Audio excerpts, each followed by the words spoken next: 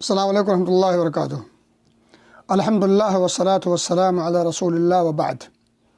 قال اللہ تعالی اعوذ باللہ من الشیطان الرجیم من یطع الرسول فقد اطاع اللہ ومن تولی فما ارسلناک علیہم حفیظا۔ بھائیو دوستو، میں کہہ رہا تھا کہ اللہ رب العزت نے ہمیں اپنی عبادت و بندگی کے لیے پیدا کیا ہے۔ عبادت و بندگی ظاہر سی بات ہے کرنی ہے، تو وہ کیسے کرنی ہے، کب کرنی ہے، کیا کیفیت ہوگی، کیا طریقہ ہوگا، کیا نہج ہوگا، ظاہر سی بات ہے یہ اگر اوپن ہوتا، مجال مفتوح ہوتا اور جو جس کے جی میں آئے وہ کرے تو پھر ہر ایک کی اپنی الگ سوچ ہوتی، ہر ایک کا اپنی سوچ اور فکر کے حساب سے اپنا الگ طریقہ ہوتا، الگ اسٹائل ہوتی، الگ کیفیت ہوتی، الگ دعائیں ہوتی۔ اب پھر یہ پتہ نہیں چلتا کہ اللہ رب العزت کو کس کی عبادت مطلوب ہے، کس کی عبادت شرف قبولیت سے نوازی گئی، کس کی عبادت کو اللہ رب العزت نے سراہا اور قبول کیا، اس چیز کا اندازہ نہیں ہو پاتا۔ پتہ نہیں چلتا کہ کس کی عبادت قابل قبول ہے اور کس کی عبادت قابل قبول نہیں ہے۔ تو اللہ رب العزت نے احسان کیا، کتابیں بھیجی، اور کتابوں کو سمجھانے کے لیے اللہ رب العزت نے انبیاء و رسول کا سلسلہ شروع کیا۔ ہم چونکہ آخری امت ہیں، ہمیں اللہ رب العزت نے آخری کتاب کے طور پر قرآن مقدس، جو ساری کتابوں میں افضل، اور آخری رسول جو سارے رسولوں میں افضل اور سارے رسولوں کا خاتم بنا کر کے اللہ رب العزت نے بھیجا کہ آپ جائیں، بندوں کو سمجھائیں کہ مجھے عبادت تو مطلوب ہے، لیکن عبادت کون سی ہوگی، کیسی ہوگی، کس طریقے سے ہوگی، کب ہوگی، کیا پڑھی جائیں گی، وغیرہ وغیرہ، ان تمام چیزوں کو آپ جا کر کے انہیں سمجھائیں۔ میرے بھائی دوستو، اگر انبیاء نہ آتے، کتابیں نہ بھیجی جاتی، تو پھر ایک انسان کو آزادی تھی، جس کے جی میں جو آئے وہ اس طریقے سے اللہ کی عبادت کر لے۔ پھر اللہ رب العزت انہیں آزادی دے دیتا کہ بھائی ٹھیک ہے، جس کے جی میں جو آئے عبادت کا طریقہ اس طریقے سے کرو کوئی۔ اور پھر جب آزادی ہوتی تو پھر اللہ رب العزت کسی کی عبادت کے طریقے کی پر پکڑ بھی نہیں کرتا اور اسے رد بھی نہیں کرتا۔ کیونکہ اس نے آزادی دے رکھی تھی، تو آزادی جب دے دی تو جس کے جی میں جو آیا اس نے وہ کر لیا، تو پھر اس میں مواخذہ اور پکڑ اور گرفت کا چانس نہیں تھا۔ لیکن اللہ رب العزت نے ہم امت محمدیہ پر خصوصی طور پر احسان کیا، باقی امتوں پر بھی احسان کیا، لیکن ہمارے اوپر خاص احسان کیا کہ اللہ کے رسول جناب محمد الرسول اللہ صلی اللہ علیہ وسلم کو مبعوث فرمایا اور سب سے افضل اور معتبر کتاب دی، قرآن مقدس۔ اللہ اکبر! سب سے افضل نبی، سب سے افضل و اشرف کتاب آسمانی۔ یعنی ہم کتنے خوش نصیب ہیں، آپ یقین کریں، صرف اس خوش نصیبی کا ہم شکر ادا نہیں کر سکتے کہ اللہ رب العزت نے ہمیں کتنی بڑی فضیلت سے نوازا ہے۔ آپ سوچیں، جتنی امتیں گزری ہیں ہم سے پہلے، ساری امتیں آئی ہیں ہم سے پہلے، ہم آئے ہیں سب سے بعد میں، لیکن ہم سب سے پہلے اٹھائے جائیں گے، سب سے پہلے ہمارا حساب و کتاب ہوگا، سب سے پہلے ہم جنت میں جائیں گے، سب سے زیادہ اور ڈھیر ہوں گے ہم جنت میں۔ یہ اللہ کا فضل نہیں؟ ہمیں بھی تو پچھلی امتوں میں پیدا کر سکتا تھا، ہمیں بھی تو پچھلی امتوں میں پیدا کر کے ہو سکتا ہو ان امتوں میں ان آنے والے نبیوں کو ماننے والوں میں سے ہوتے یا نہ ماننے والوں میں سے ہوتا، لیکن شکر ہے، اللہ کا احسان ہے کہ اس نے ہمیں سب سے افضل نبی دیا، سب سے افضل کتاب دی، سب سے افضل امت میں پیدا فرمایا، اور پھر امت میں ان لوگوں میں شمار کیا جو نبی پاک صلی اللہ علیہ وسلم پر ایمان لانے والے ہیں۔ یہ احسان نہیں ہے، احسان عظیم ہے۔ اس ایک احسان کا ہم بدلہ اور شکر ادا صحیح طور پر نہیں کر سکتے۔ خیر، میں کہہ رہا تھا کہ اللہ رب العزت نے احسان یہ کیا کی عبادت و بندگی کے لیے جہاں پیدا فرمایا، وہیں عبادت و بندگی کے گر سکھلانے کے لیے نبی اکرم صلی اللہ علیہ وسلم کو باقاعدہ طور پر مبعوث کر دیا، بھیج دیا، آپ جائیں انہیں عبادت و بندگی کے گر سکھلائیں۔ میرے بھائی دوستو، اگر یہ بات سمجھ میں آ گئی تو پھر آگے میں ایک بات کہنا چاہتا ہوں۔ بات یہ ہے، اور یہ زندگی کے ہر موڑ پر کام آنے والی چیز ہے، یہ زندگی کے ہر موڑ پر، محرم کا مہینہ ہو یا سفر کا، ربیع الاول ہو یا ربیع الثانی، جمادی الاول ہو یا جمادی الثانی، رجب ہو، رجب ابھی چل رہا رجب نا، رجب ہو یا شعبان، شمضان حلوہ والا، اور رمضان ہو یا شوال عید والا مہینہ، ذی القعدہ ہو یا ذی الحجہ حج والا مہینہ، اس 12 مہینوں میں سے کوئی مہینہ ہو، ان مہینوں کے دنوں میں سے 30 دنوں میں سے کوئی دن ہو، اور ان 30 دنوں میں سے جو بھی ہفتہ ہو، جو بھی دن ہو، جو بھی گھڑی ہو، یہ ہمیشہ آپ کے کام آنے والی چیز ہے۔ ہمیں پیدا کیا اپنے عبادت و بندگی، وما خلقت الجن والانس الا لیعبدون، اور پھر ہمیں مکلف کیا، باؤنڈ کر دیا، باؤنڈیشن لگا دی کہ آپ اس عبادت و بندگی کو کرنے میں آزاد نہیں ہو، آپ کے پاس باؤنڈری لگا دی گئی ہے، اور باؤنڈری لگانے والے اور باؤنڈری کی رکھوالی کرنے والے نبی مکرم صلی اللہ علیہ وسلم، انہوں نے باقاعدہ چینہ کھینچ دیا کہ اس کو کراس نہیں کر سکتے۔ اللہ نے فرمایا، ذرا جملہ سنیں، من یطع الرسول فقد اطاع اللہ، جس شخص نے، میں ہوں، آپ ہوں، دنیا کا کوئی فرد بشر ہو، من یطع الرسول فقد اطاع اللہ، جس شخص نے رسول اکرم صلی اللہ علیہ وسلم کی اطاعت کی، پیروی کی، در حقیقت اس نے اللہ کی اطاعت کی، فقد اطاع اللہ۔ ومن تولی، اور جس شخص نے اعراض کیا، منہ موڑا، کس چیز سے؟ رسول کی اطاعت سے، فما ارسلناک علیہم حفیظا، تو آپ ان پر نگراں بنا کر کے نہیں بھیجے گئے ہیں، یعنی آپ کا کام ہے عبادت کے گر سکھلا دینا، اب اس طور و طریقے کے مطابق عمل کرنا اس امت کا کام ہے، جو کریں گے وہ اللہ کی اطاعت شمار ہوگی، اور جو اس کو فالو نہیں کریں گے وہ لاکھ محنت کر لیں، لاکھ بڑی بڑی عبادات کر لیں، وہ اللہ کی بارگاہ میں شرف قبولیت سے نوازی نہیں جائے گی۔ کیوں؟ کیونکہ اللہ نے جہاں بندگی کا حکم دیا، عبادت اور اطاعت کا اپنی حکم دیا، وہیں اس نے طور و طریقہ سکھانے کے لیے ایک خاص محبوب ذات کو مکلف کیا۔ اس مکلف ذات کو چھوڑ کر کسی اور نہج، کسی اور طریقے پر اگر عبادت کی گئی تو وہ عبادت کتنی بڑی ہو، کتنی اہم ہو، کتنے اخلاص کے ساتھ ہو، کتنی حسن نیت ہو، سب کے باوجود منہ پر مار دی جائے گی۔ یہ کوئی ایسی بات میں نے نہیں کہی ہے جو آپ نہیں جانتے ہیں، یا کوئی ایسی چیز لا کر کے میں نے پیش کیا ہے جو کوئی اچھوتی ہے۔ ایک معنی میں یہ اچھوتی ہے کہ واقعتاً یہ کتاب و سنت کے حساب سے ہے،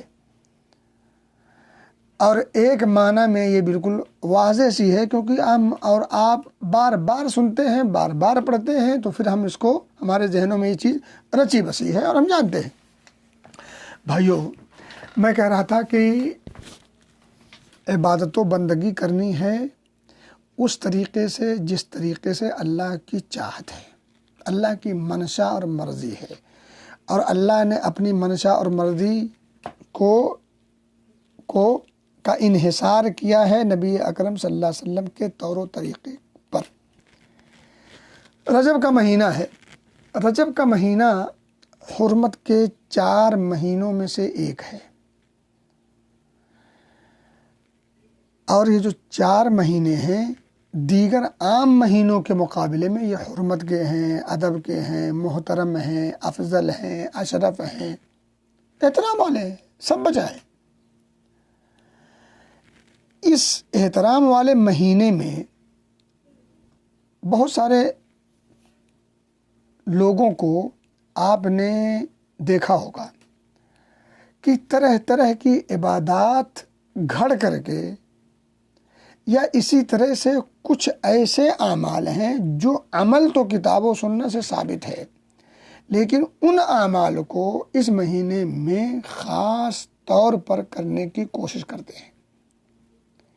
اب ان دو چیزیں ہیں، ان دو چیزوں کو میں ذرا سمجھانا چاہتا ہوں۔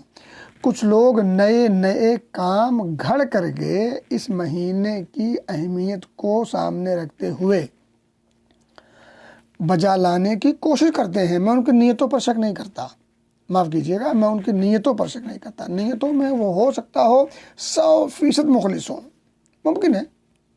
میں نیتوں پر شک نہیں کرتا، مجھے نیتوں پر شک کرنے کا ادھیکار اور حق نہیں ہے۔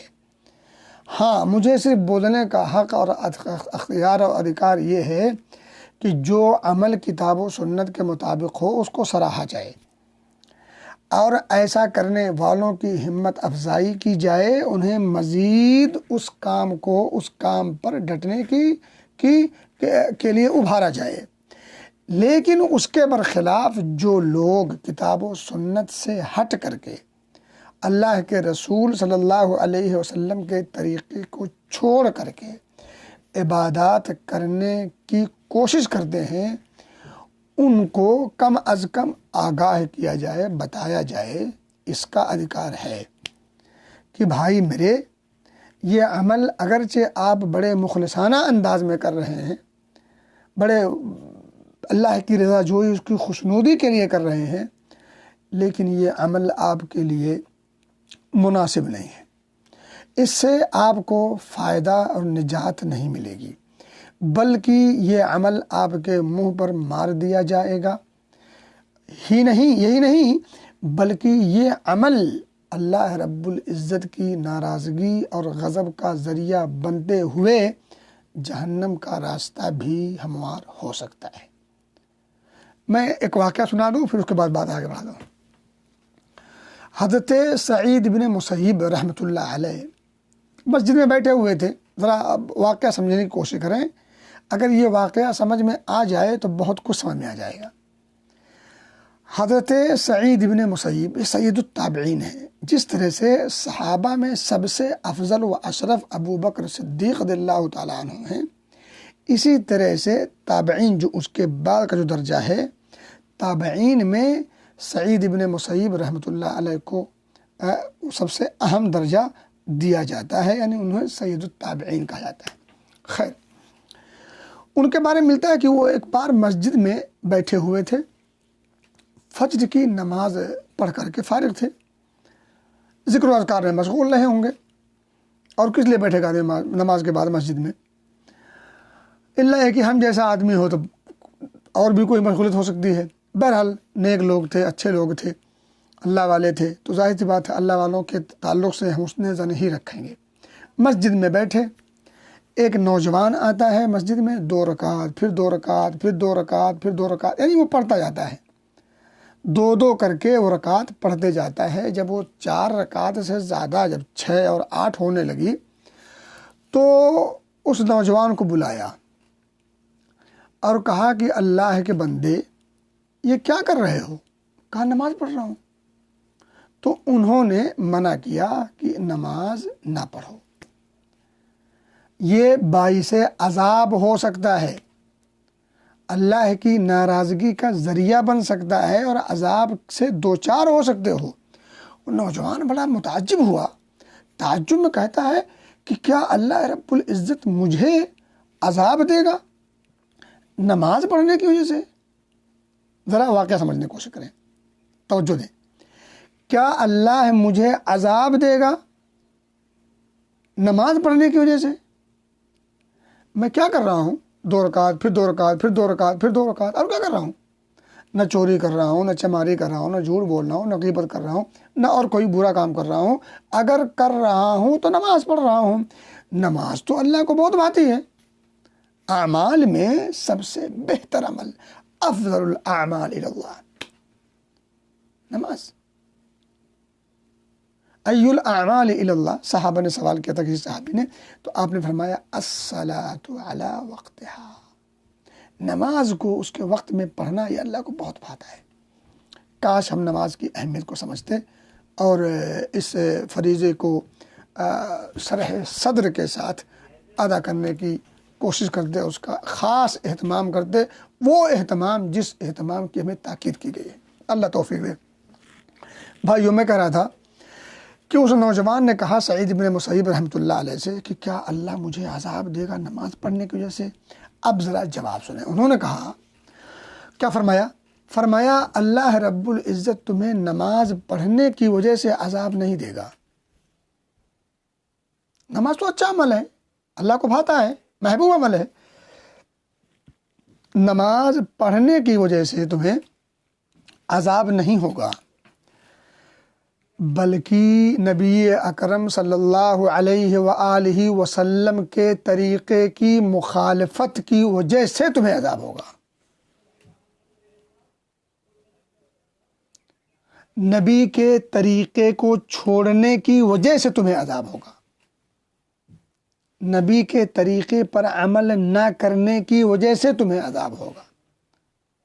سنت کا مقام سمجھیے، نبی اکرم صلی اللہ علیہ وسلم کی اہمیت سمجھیے، اور آپ کے اسوے اور نمونے کی قدر و قیمت کو سمجھیے۔ کاش نبی اکرم صلی اللہ علیہ وآلہ وسلم کی محبت کے دعوے دار اور ڈھڈورا پیٹنے والے اور اس کو محبت کا دم بھرنے والے کاش اس نقطے کو سمجھتے کہ اللہ رب العزت کی نگاہ میں نبی اکرم صلی اللہ علیہ وسلم کی ذات ہی نہیں، بلکہ آپ کا طور و طریقہ، آپ کی سنت اور آپ کا اسوہ اور نمونہ کس قدر بھاتا ہے کہ اگر اس کے مطابق عمل نہ ہو، وہ عمل پہاڑوں جیسا ہو، ریت کے ذرے کی طرح سے اس کو ہواؤں میں اڑا دیا جائے گا، بے وقعت، بے حیثیت، لا حاصل ہے، محنت رائگاں برباد ہے۔ اس اہمیت کو کاش یہ امت سمجھ جاتی۔ نبی اکرم صلی اللہ علیہ وسلم کی محبت کا ڈھڈورا پیٹنا یہ کمال نہیں، کمال تو یہ ہے کہ اس محبت کی لاج رکھی جائے، اور محبت کی لاج کا واحد طریقہ یہ ہے کہ آپ صلی اللہ علیہ وسلم کی سنتوں کو ٹٹولا جائے، ڈھونڈا تلاش کیا جائے، اسے پانے کی کوشش کی جائے، جس حد تک آپ کو مل جائے اسے عملی جامہ پہنانے کی کوشش کی جائے۔ یہ محبت کی واضح علامت ہے، ڈھڈورا پیٹنے کی ضرورت نہیں۔ جو شخص ایسا کرتا ہے اس کو زبان سے چلانے کی ضرورت نہیں ہے، اللہ کی نگاہ میں وہ محبوب کا محبوب ہے، اور جو ایسا نہیں کرتا وہ دعویٰ کرنے سے کوئی بات نہیں بنتی۔ تو میں کہہ رہا تھا کہ نبی اکرم صلی اللہ علیہ وسلم کی سنت کا مقام و مرتبہ کا اندازہ کیجئے۔ سعید بن مسیب رحمۃ اللہ علیہ نے اس جوان سے کیا فرمایا؟ اللہ نماز پڑھنے کی وجہ سے تمہیں عذاب نہیں دے گا، بلکہ تمہیں سنت کی مخالفت کی وجہ سے عذاب دے گا۔ میرے بھائیو دوستو، نوجوان کیا کر رہا تھا؟ نماز پڑھ رہا تھا، اور یہ نماز پڑھنا باعث عذاب ہے سنت کے اور آپ کی اتباع کے اور آپ کے طریقے کے مطابق نہ ہونے کی وجہ سے۔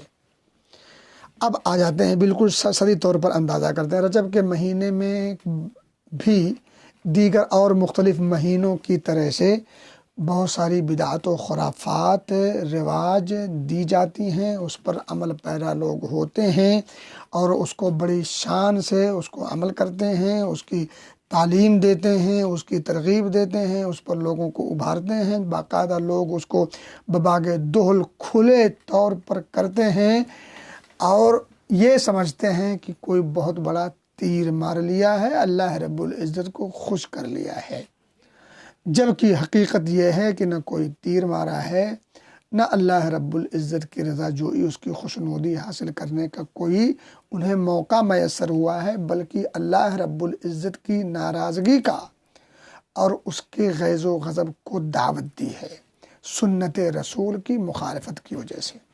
اب میں آگے بڑھتا ہوں۔ میں نے کہا کہ کچھ کام وہ کرتے ہیں جو سرے سے سنت سے ثابت نہیں ہے، کچھ کام وہ کرتے ہیں جس کا جو عمل تو ثابت ہے لیکن اس کو اس مہینے کے ساتھ خاص کرنا ثابت نہیں ہے۔ جو چیز سنت سے ثابت نہیں ہے اس کو میں ادھر میں جانا نہیں چاہتا، ادھر جانے کی ضرورت نہیں ہے۔ جیسے بس مثال دے دو، جیسے صلاۃ الرغائب ہے، رجب کے کنڈے ہیں، اسراء اور معراج کا جشن ہے، یہ تین بڑے بڑے موٹی بدعات ہے جن کو لوگ مختلف رجب کی مختلف تاریخوں میں مختلف کیفیات کے ساتھ، مختلف انداز کے ساتھ، مختلف سوچ و فکر کے ساتھ بجا لاتے ہیں۔ سرے سے کتاب و سنت میں اس کا ثبوت نہیں ہے، یہ بدعت ہونے میں کوئی شک و شبہ نہیں۔ اس کے علاوہ کچھ کام کرتے ہیں جو عمل تو ثابت ہے لیکن اس مہینے سے اس کا کوئی تعلق نہیں ہے۔ ذرا سمجھنے کی کوشش کیجیے، عمل ثابت ہے لیکن اس مہینے سے اس کا کوئی ثبوت نہیں، نہ اس کا کوئی تعلق ہے۔ جیسے ایک کام ہے عمرہ کرنا، عمرہ کرنا کتنا اچھا کام ہے۔ عمرہ اگر آدمی کرے اور اللہ کی نگاہ میں بارگاہ میں قابل قبول ہو جائے تو پچھلے سارے گناہ معاف۔ العمرۃ کفارۃ، عمرہ تو کفارہ ہے۔ حج اور عمرہ دونوں کے بارے میں اللہ رسول نے کہا الحج والعمرۃ کفارۃ لما بینہما، کہ حج اور عمرہ کرنے سے انسان کے گناہوں کے جو پچھلے گناہ ہیں سب ختم ہو جاتے ہیں، دھل جاتے ہیں۔ ایک حدیث میں آتا ہے کہ عمرہ بار بار کیا کرو، تابعوا بین الحج والعمرہ، کما قال علیہ السلام، ہاں تابعوا بین الحج والعمرہ فإنہما ینفیان الفقر والذنوب۔ دیکھیں مسئلہ حل ہو گیا، حج اور عمرہ ایک کے بعد دیگرے کرتے رہا کرو۔ کیونکہ یہ دونوں یعنی حج اور عمرہ یہ دونوں جس طرح سے گناہوں کو مٹاتے ہیں اسی طرح سے فقر و فاقہ کو بھی دور کرتے ہیں۔ ہمارے ماحول میں بہت سارے لوگ حج اور عمرہ مالی وسعت کے باوجود نہیں کرتے ہیں، دل میں یہ ڈر ہوتا ہے، منہ پہ نہیں کہتے، دل میں یہ خوف اور اندیشہ ہوتا ہے کہ اتنا لمبا اماؤنٹ خرچ کروں گا تو کہیں گراف مالیت کا نیچے نہ آ جائے۔ حالانکہ حج و عمرہ کرنے سے دیکھنے میں مال تو خرچ ہوتا ہے لیکن اللہ رب العزت اس ادا سے، اس کام سے جہاں گناہوں کو معاف فرماتا ہے، دھل دیتا ہے، وہیں فقر و فاقہ کو بھی ختم کر دیتا ہے۔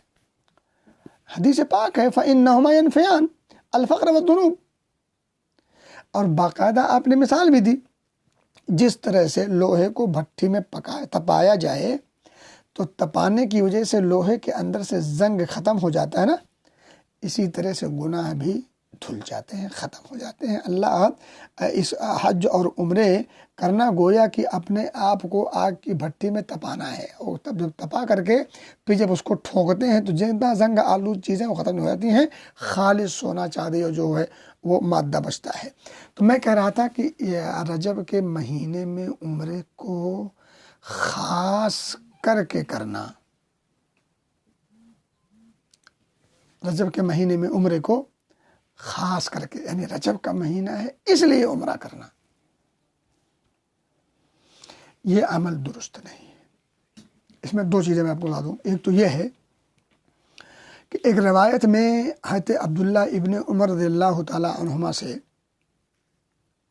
کہ وہ فرماتے ہیں کہ اللہ کے رسول صلی اللہ علیہ وسلم نے رجب میں عمرہ کیا، جبکہ اماں عائشہ صدیقہ رضی اللہ تعالی عنہ فرماتی ہیں کہ نبی پاک صلی اللہ علیہ وسلم نے 4 عمرے کیے اور چاروں عمروں میں ان کے ساتھ تھی، رجب ان میں سے کوئی نہیں ہے۔ اور یہ بات عبداللہ ابن عمر کے سامنے جب پیش کی جاتی تو وہ خاموش رہتے، نہ انکار کرتے نہ ہاں بھرتے۔ تھوڑی دیر کے لیے مان لیں کہ اللہ کے رسول صلی اللہ علیہ وسلم نے رجب میں عمرہ کیا، تو کیا رجب کی خصوصیت کی وجہ سے کیا کہ یہ رجب ہے اس لیے کیا؟ یہ مسئلہ ہے سوچنے کا نا، کیا اس لیے کیا کہ یہ رجب ہے؟ تو پھر اللہ کے رسول صلی اللہ علیہ وسلم نے ذوالقعدہ میں عمرے کیے ہیں، تو کیا ہم عمرہ کو خاص کر سکتے ہیں کہ ذوالقعدہ ہے اس لیے عمرہ کریں گے؟ حالانکہ ذوالقعدہ، ذوالحجہ اور اس کے بعد شوال، ذوالقعدہ، ذوالحجہ یہ مہینے حج اور عمرے کے ہیں، اس میں حج کے مہینے ہیں، اس میں کوئی شبہ نہیں، جس میں آپ عمرہ بھی کر سکتے ہیں۔ میرے بھائیو دوستو، کہنے کی بات یہ ہے کہ اللہ کے رسول صلی اللہ علیہ وسلم سے عمرہ کرنا ثابت ہے، عمرے کرنے کی فضیلت ہے، اہمیت ہے، افادیت ہے، دنیاوی بھی فائدے ہیں، اخروی فائدے تو مسلم ہیں، ٹھیک ہے، لیکن اس کو رجب کے مہینے کے ساتھ خاص کرنا، اس چیز کا ثبوت نبی اکرم صلی اللہ علیہ وسلم سے نہیں ملتا۔ اس لیے اگر کوئی شخص رجب کے مہینے کے ساتھ عمرے کو خاص کرتا ہے تو عمرہ تو ثابت ہے، لیکن مہینے کے ساتھ خاص کرنا یہ ثابت نہیں ہے، اس لیے یہ عمل بھی درست نہیں ہوگا۔ جیسے اس نوجوان نے نماز دو کر کے پڑھنا شروع کر دیا تھا، نماز پڑھتا رہا، سعید بن مسیب رحمۃ اللہ علیہ نے اسے ٹوکا، بلایا، کہا بھتیجے، نوجوان کیا کرتے ہو؟ کہا نماز پڑھ رہا ہوں۔ کہا نماز پڑھنے سے اللہ ناراض ہوگا، عذاب دے سکتا ہے۔ کہا نماز پڑھنے سے عذاب ہو؟ کہا نماز پڑھنے سے عذاب نہیں، سنت رسول کی مخالفت کی وجہ سے عذاب ہوگا۔ تو وہاں وہ نماز پڑھ رہا تھا، طریقہ نبوی کے خلاف تھا، تو وہاں عذاب کی دھمکی سنائی سعید بن مسیب رحمۃ اللہ علیہ نے اس نوجوان کو۔ یہاں عمرہ کر رہا ہے آدمی، اور عمرے میں اس دن کو، اس مہینے کو، اس ہفتے کو خاص کر رہا ہے، جس کی خصوصیت کی کوئی دلیل ہمارے پاس کتاب و سنت میں نہیں ملتی، اس لیے طریقہ غلط ہو گیا۔ عمل درست ہے، طریقہ غلط ہے۔ عمل اگرچہ درست ہو، نیت اگرچہ درست ہو، طریقہ غلط ہو تو وہ عمل رائگاں جاتا ہے۔ میں اس کو چھوٹی سی مثال دے دوں، لیکن میرا خیال ٹائم کوئی بات نہیں، میرا آپ سمجھ میں آ گئی باتیں۔ اسی طرح سے رجب کے مہینے میں مختلف تاریخوں میں، مختلف اوقات میں، مختلف اعمال کے کرنے کی نشاندہی لوگ ہمارے ماحول اور معاشرے میں کرتے ہیں۔ خلاصہ کلام، میں بات کو سمیٹ رہا ہوں، خلاصہ کلام یہ ہے کہ رجب کا مہینہ حرمت کا مہینہ ہے، مقدس مہینہ ہے، احترام والا ہے، عزت والا ہے، سب کچھ بجا ہے، لیکن اس مہینے کی خصوصیت کو بنیاد بنا کر کے جس نے اس مہینے کی اندر خصوصیت رکھی ہے، اس نے اس خصوصیت کی بنیاد پر کوئی مخصوص عمل کرنے کی نشاندہی نہیں کی ہے۔ تو جس نے اس مہینے کے اندر خصوصیت ڈالی، اس نے مخصوص عمل کرنے کی نشاندہی نہیں کی، تو خصوصیت کی بات کی تو ہم خصوصیت کو مانیں گے، لیکن اس خصوصیت کی بنیاد پر کوئی مخصوص عمل کرنے کی نشاندہی نہیں کی تو ہم کوئی مخصوص عمل نہیں کریں گے، کیونکہ ہم جہاں عبادت کے لیے پیدا کیے گئے ہیں، وہیں عبادت کے طریقے کو سکھلانے کے لیے جس کی عبادت جس کے حکم سے کرنی ہے، اس نے اپنے حکم سے، اپنی مرضی سے عبادت کا طریقہ سکھلانے والے کو مخصوص طور پر بھیجا ہے۔ اب اس طریقے کو چھوڑ کر کسی اور طریقے سے اللہ کو راضی اگر کیا گیا تو وہ مقبول نہیں ہوگا، مردود ہوگا۔ من احدث فی امرنا ھذا ما لیس منہ فہو رد، مردود ہے وہ عمل۔ تو میں کہہ رہا تھا کہ پتہ نہیں کیا کہا تھا، وہ ذہن سے بات نکل گئی، دیکھو پتہ نہیں وہ بیچ میں کیا بات آ گئی اور کہاں سے وہ جملہ، خیر، تو ہاں، بہرحال کہ جس نے اس مہینے کی کو عظیم بنایا ہے، اس نے اس عظیم مہینے کے اندر کوئی مخصوص عمل کرنے کی نشاندہی نہیں کی ہے۔ ہاں، ایک چیز کا اشارہ کیا ہے، وہ کیا ہے؟ جہاں اللہ نے تذکرہ کیا ان عدت الشہور عند اللہ 12 شہرا فی کتاب اللہ یوم خلق السماوات والارض منها 4 حرم ذلك الدین القیم فلا تظلموا فیہن انفسکم، یہی درست دین ہے، تو تم ان 4 مہینوں میں ظلم نہ کرنا۔ ظلم زیادتی سے روکا ہے۔ اب میں بتا دوں آپ کو، ظلم کی سب سے گھناؤنی شکل شرک ہے، اس کے بعد بدعت و خرافات ہے۔ تو ان خصوصی 4 مہینوں میں، ان مخصوص 4 مہینوں میں خصوصی طور پر ظلم نہ کرنے کی تاکید کی گئی ہے۔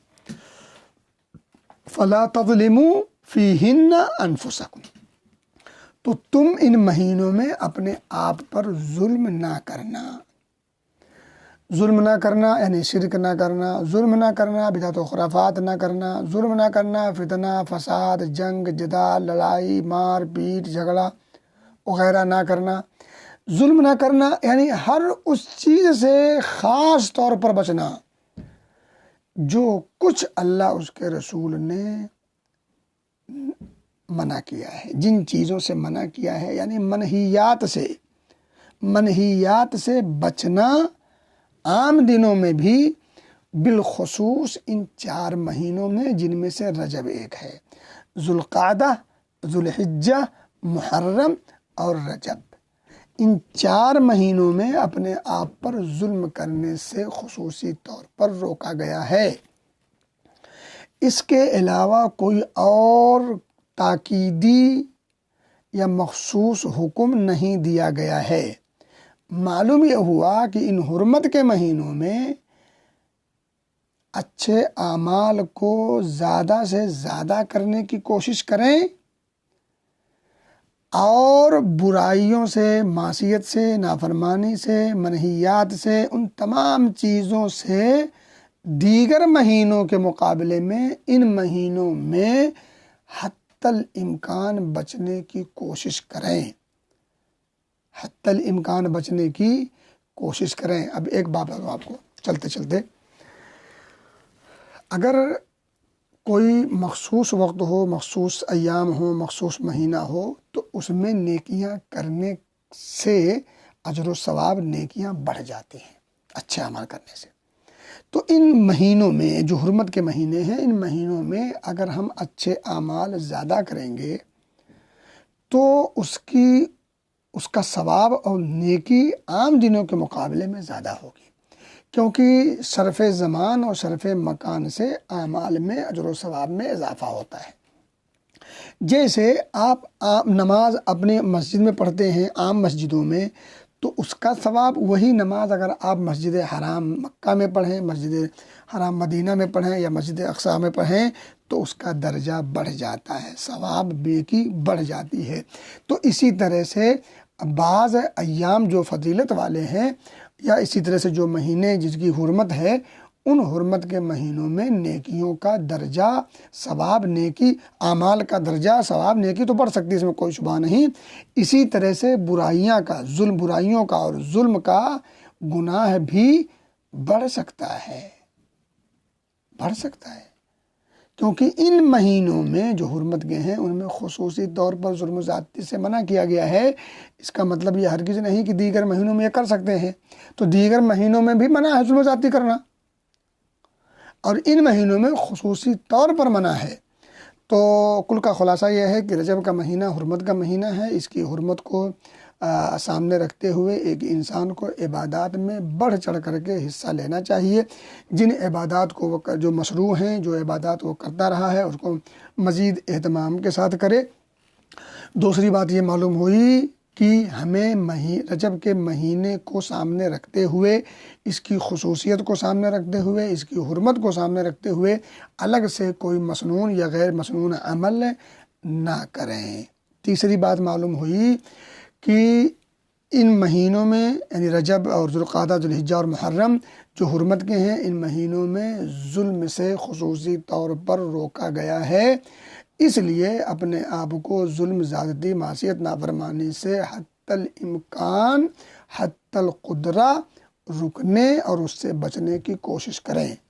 اللہ سے دعا ہے کہ اللہ مجھے اور آپ سب کو اور جس تک یہ پیغام پہنچے ان سب کو ہر قسم کے شر سے، فتنے سے، الا اور بلا سے اور دیگر ان تمام چیزوں سے جو نقصان دہ ہیں دینی اور دنیاوی طور پر، ان سے محفوظ رکھے اور ہر خیر و خوبی سے نوازے جس کا تعلق دنیا سے ہو یا آخرت سے ہو۔ اللہ ہم سب کے اس حاضری کو قبول فرمائے اور یہ حاضری ہمارے لیے ذریعہ نجات اور جنت میں داخلے کا سبب بنائے، آمین۔ اور پوری امت مسلمہ جہاں کہیں بھی ہیں، جس حال میں بھی ہیں، اللہ تو ان کے ساتھ خیر و خوبی کا معاملہ فرما، اور جن مصائب و مشکلات میں گھرے ہوئے ہیں اللہ ان تمام مصائب و مشکلات کو حل فرما اپنے خاص فضل سے، اپنے خاص کرم سے۔ اور دعا ہے کہ اللہ تعالیٰ تو ہمیں جب تک رکھ، اپنے توحید کی لاج رکھنے والا بنا کے رکھ، اور جب اٹھا تو حالت توحید، حالت اسلام پر اٹھا، آمین۔ وآخر دعوانا ان الحمد للہ رب العالمین، والسلام علیکم ورحمۃ اللہ وبرکاتہ۔